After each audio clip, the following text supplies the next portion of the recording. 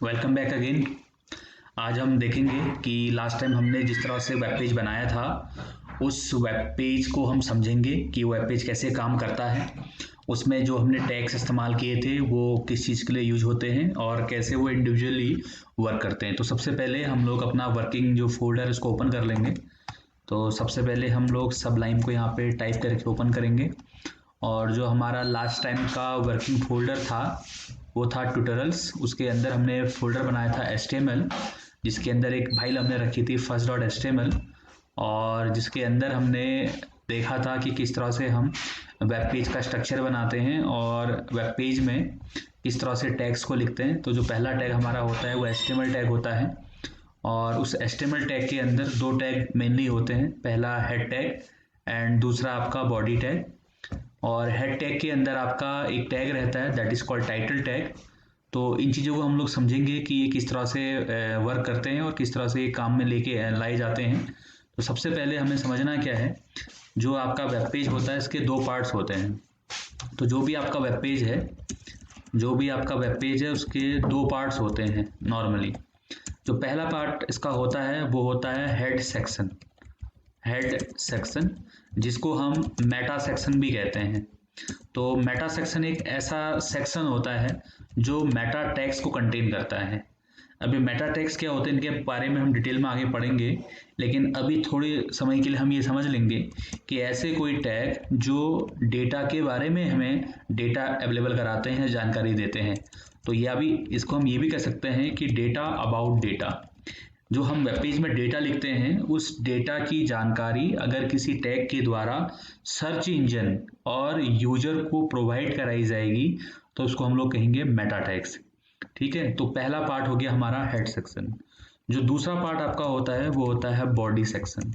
तो body section एक ऐसा मेन सेक्शन होता है जहां पे आपका मेन डेटा विजिबल रहता है। जैसे कि आप देखते हैं जो आपका यूट्यूब है, फेसबुक है, इंस्टाग्राम है, व्हाट्सएप है, या कोई भी आपकी ऐसी वेबसाइट है, ट्विटर है, लिंक्डइन है, उनका जो मेन डेटा आपका डिस्प्ले होता है वो इसी बॉडी सेक्शन के अंदर होता है।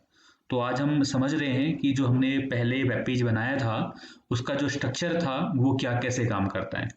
तो ये आपका रहता है। तो अगर आप यहाँ गौर करें, हमने हेड सेक्शन के अंदर एक टाइटल टैग का इस्तेमाल किया है। तो जैसे कि मैंने कहा कि जो हेड सेक्शन है वो मेटा सेक्शन है और मेटा सेक्शन वो सेक्शन होता है जो मेटा टैग्स कंटेन करता है। और मेटा टैग्स उनको कहा जाता है जो डेटा कंटेन करते हैं अबाउट द डेटा। तो जो भी आप वेब पेज में लिख रहे हैं उसकी आप एक इम्पोर्टेंट जानकारी सर्च इंजन को देते हैं, जिससे आपका वेब पेज और आपकी वेबसाइट जो भी सर्च इंजन होता है उसमें एक हाई रैंकिंग गेन कर सके। तो जैसे कि आप देख रहे हैं कि हमने यहाँ पे टाइटल टैग का इस्तेमाल किया है। तो इस प्रकार से टाइटल आपका फर्स्ट मेटा टैग होता है जो वेब पेज की जानकारी सर्च इंजन को देता है। तो इसीलिए ये एक एसईओ के अकॉर्डिंग जो सर्च इंजन ऑप्टिमाइजेशन होता है कि वेबसाइट बनाने के बाद हम अपने वेब पेज और वेबसाइट को सर्च इंजन में कैसे टॉप रैंकिंग में रखें, और जब भी कोई व्यक्ति हमारे कंटेंट से रिलेटेड कोई चीज़ सर्च करता है तो वो टाइटल से मैच करके किस तरह से उसके सामने वो डिस्प्ले हो। तो इस तरह से आपका ये स्ट्रक्चर होता है।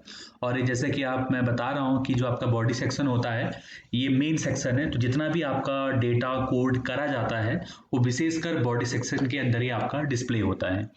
ठीक है, तो इस तरह से है। जैसा कि आप यहाँ देख पा रहे हैं जो हमारी फाइल है वो .html करके सेव है। तो ये विशेष ध्यान दें, जब भी आप फाइल बनाते हैं उसको .htm, तो जब भी आपको फाइल सेव करना है, जब भी आप फाइल सेव करेंगे इसके दो तरीके हैं।